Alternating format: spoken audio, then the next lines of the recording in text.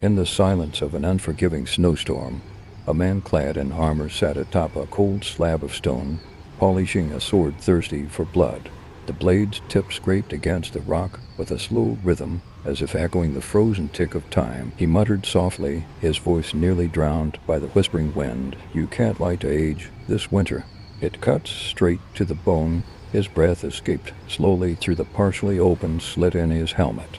Behind the stone he leaned against, a lifeless body lay stiff. Though the snow fell heavily, the corpse's face remained visible, especially the wide eyes staring blankly at a sky that had never promised warmth.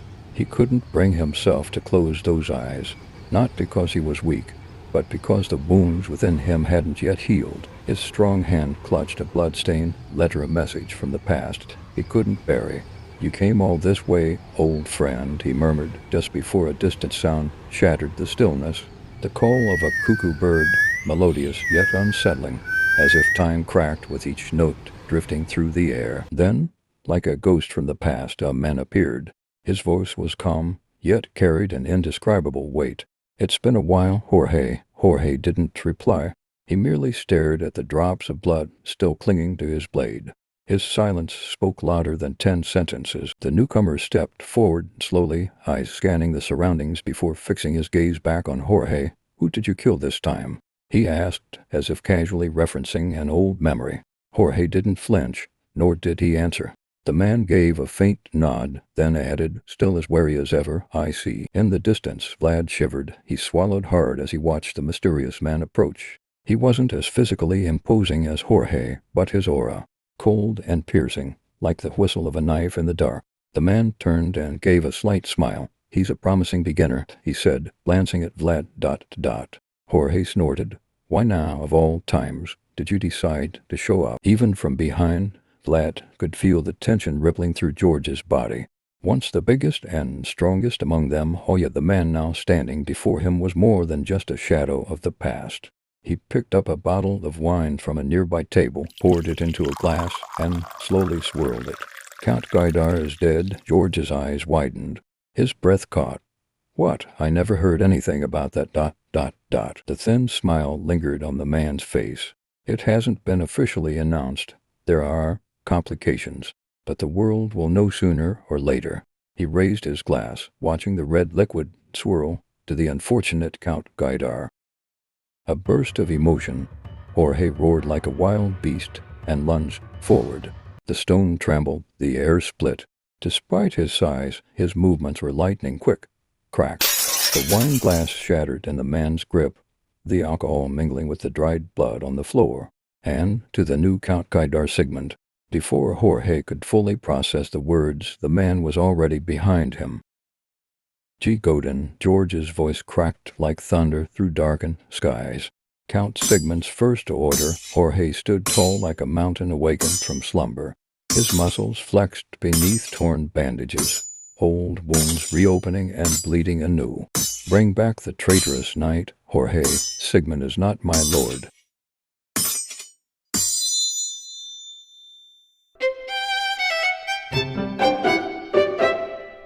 Blood pulsed, the air grew dense, yet Godin remained calm. "Of course. The Count never expected you to return willingly." And in that instant, Jorge unleashed his strongest strike. He held nothing back. One swing and half the floor shattered. The building quaked. It was no ordinary attack. It was a roar of pain, loyalty, and vengeance. Vlad, who was holding Marcella, leapt from the rubble. He shouted to Burley above, ordering everyone to help Jorge. But before backup arrived, the sound of collapsing walls boomed. George's massive body was hurled from the 4th floor, crashing into the lobby with a heavy thud.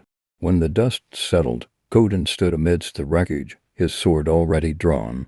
"Still making foolish choices, Jorge," he said coldly. Vlad didn't hesitate. He hurled a dagger at Godin. He'd never trained to fight, but he was a master at throwing stones. Clang, a brief clash, but enough. Godin was stalled for a moment. Jorge, lying broken, slowly stood. His wounds gaped wider, but his eyes still burned with fire. Godin descended to the first floor. Qua the attacks collided, wine surged violently. Though gravely injured, Jorge managed to block the ore-powered strike. Perhaps only this once. Godin, he hissed, his gaze burned with determination.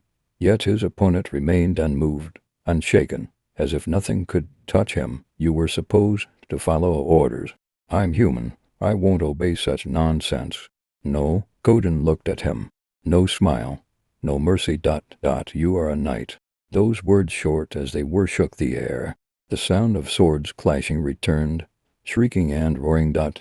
This night is too long for me, Jorge. Jorge fell silent, heart pounding. I just want to rest. It's dangerous, Vlad. Don't go down. But nothing could stop the boy, not Marcella's tight embrace, not the fear coursing through his body, not even the fact that he might never return. With one forceful motion, he broke free and rushed down to the first floor. No, Vlad's scream tore through the air. His chest heaved. His eyes widened as he realized what was about to happen. Godin. He wasn't just any man. He was a knight, but not just an ordinary knightan or wielder. A killer beyond the reach of street punks. Don't do it, Vlad's heart whispered in despair.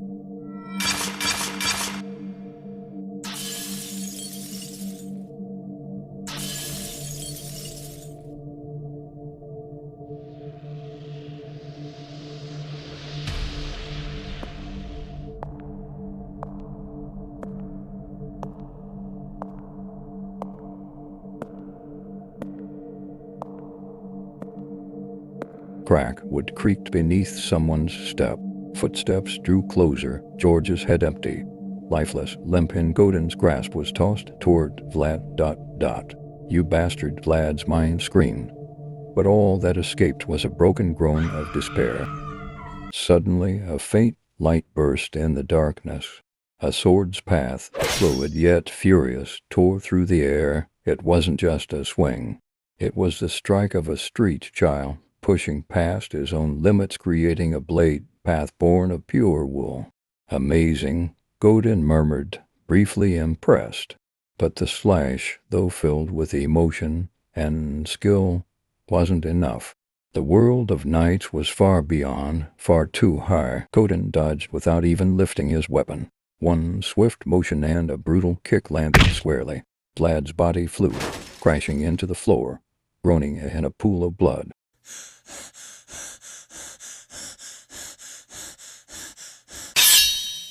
Pain, blinding pain. His chest felt crushed, breath blocked. Even the voice that usually echoed in his mind couldn't pull him back. Consciousness faded, but his body still moved, as if refusing to surrender. Your instincts are remarkable.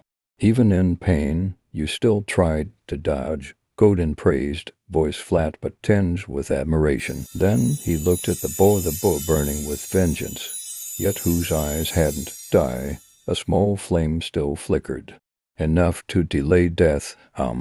Godin recalled what his mentor once said: watching talent grow was its own reward. He remembered his past, his younger self. Hey, kid, damn guide, A knight only takes what he's owed.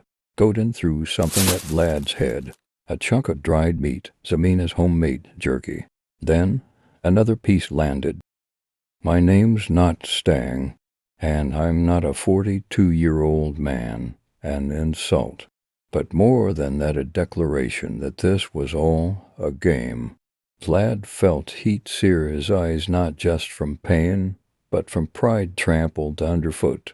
What are you doing? Vlad's thoughts trembled. This is the right price, and I'll take it, said Godin, gripping George's neck. But the price I received was wrong, so I'm returning it. Vlad had no words, no sound. The world pressed down from above. The victor had the right to everything. For your life, that was Godin's final word before turning away. Jorge, still in his grip, cried soundlessly. His life had only seconds left. Don't expect anything from the second jerky. It tastes awful. Blood and tears mixed on Vlad's cheek as he watched Jorge slowly lose his light. I will kill you, I swear. Under the pale blue moonlight, the night walked away, leaving behind a world he had shattered, a world that, to Vlad, had meant everything. The boy, wounded and burning with vengeance deeper than anything, crawled through the blood-stained floor and screamed, I will kill you. Godin, no response. Only silent cries of the prostitutes remain. That was all that lingered in Rose's smiles, the red brothel world, now ruined. A den where no one could live anymore, filled only with stifled weeping.